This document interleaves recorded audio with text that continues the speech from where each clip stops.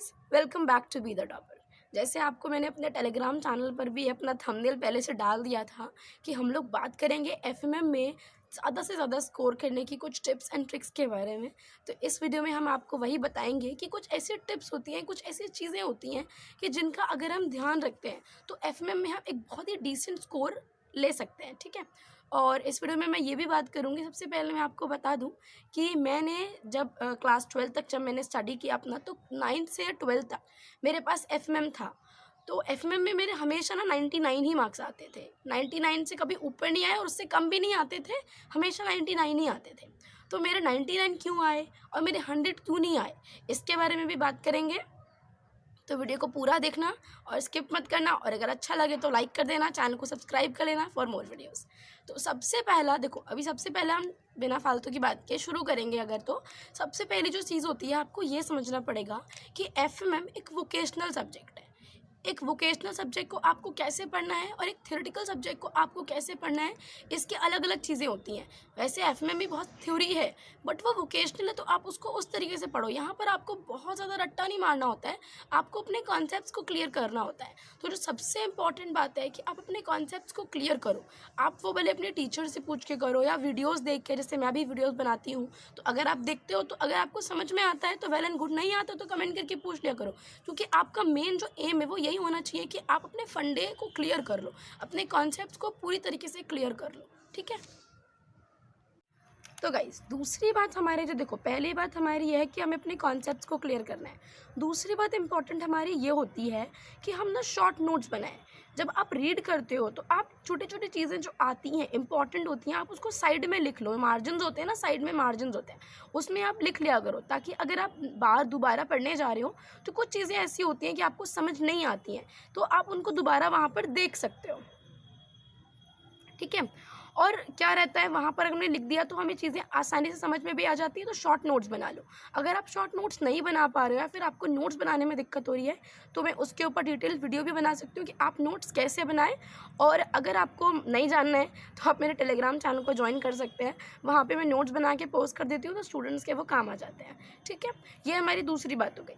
अब तीसरी बात ये है कि देखो, हमने अपने कॉन्सेप्ट्स को क्लियर कर लिया, हमने नोट्स भी बना लिए। अब जो सबसे हमें चीज़ें आ गई हैं, अब जो हमारा मेन टारगेट है वो ये होना चाहिए कि हम आंसर राइटिंग प्रैक्टिस करें। किसी भी सब्जेक्ट के लिए बहुत ही इंपॉर्टेंट चीज़ है, किसी भी चीज़ मतलब कि जैसे हम युद्ध में जाते हैं तो उससे पहले भी हम प्रैक्टिस करते हैं, राइट है ना।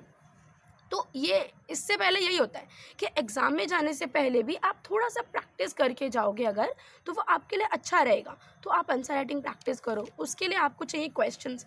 अगर आपके पास क्वेश्चंस हैं वेल एंड गुड, और अगर नहीं है और आप क्लास 10th और 12th में हैं, तो मैंने भी क्वेश्चन बैंक बना दिया है, और 12th का क्वेश्चन बैंक थोड़े दिनों में आ जाएगा, 1-2 दिनों में, तो वो आपको मिल जाएगा, तो आप वहाँ से उसको ले सकते हैं। ठीक है, तो वहाँ से आप क्वेश्चंस ले लो, क्योंकि वहाँ पे मैंने जितने भी 2015 से 10th जोड़ा है, जैसे कि हमारे को एफएमएम, तो वहाँ से जितने भी क्वेश्चन पूछे गए हैं वो सारों को लिख दिया, जितने पूछे जा सकते हैं उनको भी लिख दिया। तो ये चीज़ें हैं कि आपको एक क्वेश्चंस मिल जाते हैं, तो अगर क्वेश्चंस आपके सामने हैं तो आपको उन्हें ढूंढने की ज़रूरत नहीं है, वरना आप इधर जाओ उधर जाओ मिलेंगे नहीं। ये बहुत सारी प्रॉब्लम्स होती हैं, तो अगर आपके पास एक है तो आप उससे लिख सकते हो। और क्लास 12th का भी आने वाला है, तो ठीक है, सबसे इम्पॉर्टेंट बात होगी आपको आंसर राइटिंग प्रैक्टिस करनी है। गाइस देखो, अभी जो है हमने देख लिया कि अपने कॉन्सेप्ट्स को क्लियर करना है, शॉर्ट नोट्स बनाने हैं, आंसर राइटिंग प्रैक्टिस करनी है। अब जो इम्पॉर्टेंट बात है ना, अब आ जाती है बात ड्यूरिंग एग्जामिनेशन आपको क्या करना है।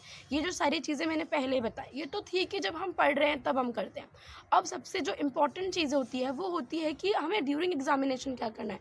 जो हमें कुछ टाइम मिलता है, जो थोड़ा बहुत जो हमें को टाइम मिलता है पेपर के टाइम में, उसमें हमें क्या करना है। तो उसमें सबसे पहले आपको देखो रिविजन करना है। आपको ना स्कैन कर लेना है बुक को, ऐसे ऐसे करके, मतलब आंख बंद करके नहीं, फिर आँख खोल कर आपको स्कैनिंग करनी है। एक तरीके से आपके दिमाग में सब कुछ ऐसे ऐसे सब कुछ आ जाना चाहिए एकदम ही। ठीक है, आपको रिवाइज करना है, स्कैन करना है, और आपको जो पुराने जो सालों की क्वेश्चन पेपर है आपको वो भी देख लेने हैं, ताकि आपको ये रहे कि मतलब आपने प्रैक्टिस के लिए आपको पता चल जाए कि कौन से क्वेश्चन ज़्यादा इंपॉर्टेंट है और कौन से कम इंपॉर्टेंट है। जितने भी क्वेश्चन अगर आप पेपर देने जा रहे हो, तो जितने भी क्वेश्चंस आपसे पूछे जा रहे हैं या फिर जितना भी जो भी क्वेश्चन पेपर है उसको सबसे पहले ध्यान से पढ़ना।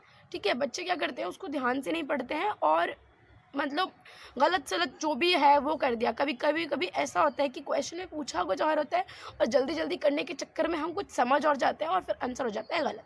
ठीक है, आपको ये समझना है। तो आपको क्वेश्चन पेपर बहुत ध्यान से पढ़ना है।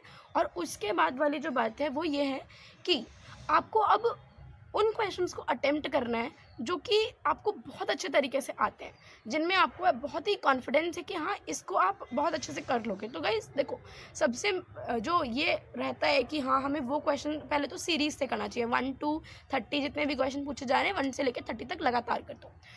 बट अगर ऐसा होता है कि आपको 1 to 5 क्वेश्चंस आते ही नहीं हैं और अगर फिर भी आपने ऐसा किया ना, तो मतलब अगर आपने आगे भी जो कुछ अच्छे आंसर लिखे होंगे ना, उसका भी इंप्रेशन ख़राब हो जाएगा। तो आप उन क्वेश्चंस को पहले अटेम्प्ट करो जो आपको अच्छे तरीके से आते हैं, ताकि जो भी चेक करने वाला बंदा है उसको रहे कि हाँ भाई बच्चे को आता है। क्योंकि वो हर लाइन, आपके हर वर्ड को इतने ध्यान से नहीं पढ़ते।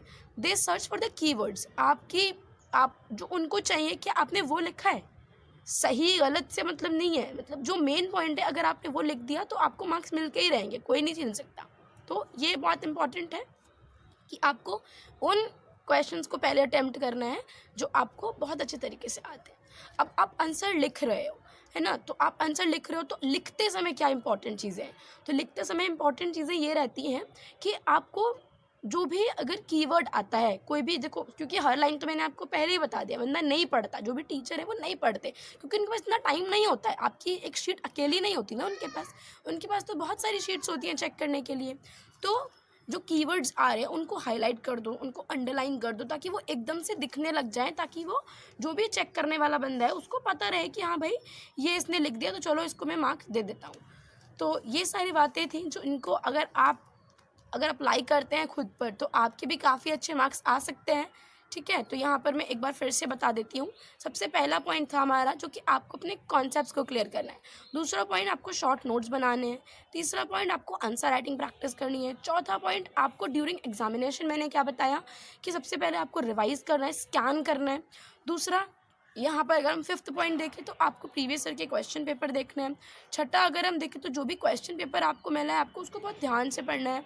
उसके बाद आपको वो क्वेश्चंस को अटेम्प्ट करना है जो आपको बहुत अच्छे तरीके से आते हैं। उसके बाद when you are writing the answer तो आपको जो कीवर्ड्स आ रहे हैं उनको हाईलाइट कर देना है, उनको अंडरलाइन कर देना है, ताकि वो एकदम दिखने लगे चेक करने वाले को। ठीक है ना, अब ये हो गई चीज़ें।